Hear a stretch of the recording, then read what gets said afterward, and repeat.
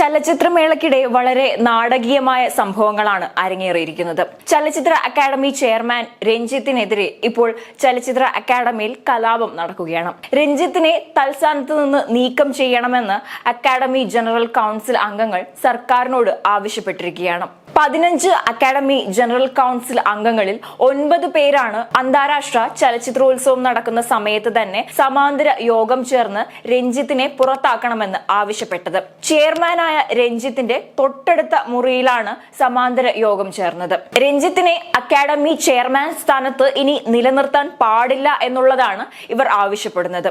ആരോടും ആലോചിക്കാതെ സ്വന്തം ഇഷ്ടപ്രകാരം കാര്യങ്ങൾ നടത്തിക്കൊണ്ടു പോവുകയാണ് രഞ്ജിത്ത് ചെയ്യുന്നതെന്നും അതുപോലെ ആരെയും വിശ്വാസത്തിൽ എടുക്കാതെ ഒരു ഏകാധിപത്യ രീതിയിലാണ് ചെയർമാൻ പ്രവർത്തിക്കുന്നതെന്നുമാണ് ജനറൽ കൗൺസിൽ അംഗങ്ങൾ ആരോപിക്കുന്നത്.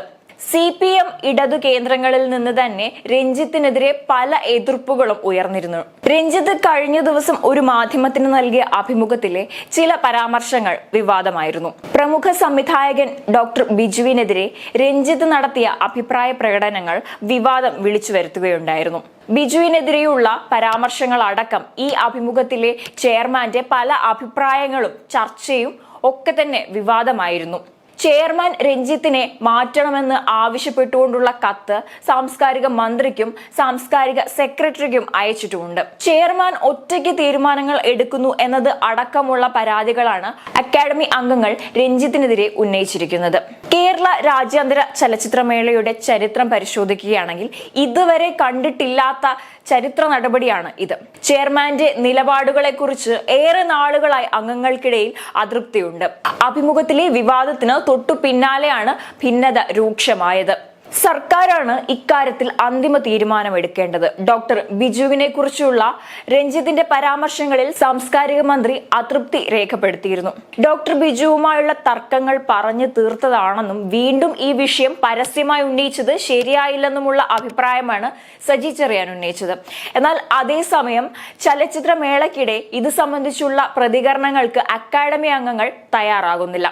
രഞ്ജിത്തിനെതിരെയുള്ള യോഗത്തിൽ കുക്കു പരമേശ്വരനും മനോജ് ഖാനയും ഉണ്ടായിരുന്നു. എന്നാൽ താൻ ഒറ്റയ്ക്കല്ല തീരുമാനം എടുക്കുന്നതെന്നാണ് രഞ്ജിത്ത് പറയുന്നത്. നമുക്കൊരു സാംസ്കാരിക വകുപ്പും ഒരു മന്ത്രിയും ഉണ്ടെന്നും പരാതി അവർ പരിശോധിക്കുമെന്നും രഞ്ജിത്ത് അവരുമായി സംസാരിക്കുമെന്നും മാധ്യമങ്ങളോട് പറയുകയുണ്ടായി. താൻ അക്കാദമി ചെയർമാൻ സ്ഥാനത്ത് തുടരാൻ അർഹനല്ലെങ്കിൽ പോകാൻ തയ്യാറാണെന്നും രഞ്ജിത്ത് പ്രതികരിക്കുന്നുണ്ട്. അതേസമയം തനിക്കെതിരെ ഭൂരിപക്ഷം പേർക്കും പരാതി ഉണ്ടെങ്കിൽ പ്രശ്നം ഗൗരവമുള്ളതായിരിക്കുമെന്നും ആർക്ക് വേണമെങ്കിലും പരാതിയുമായി പോകാമെന്നും രഞ്ജിത്ത് പ്രതികരിക്കുന്നുണ്ട്.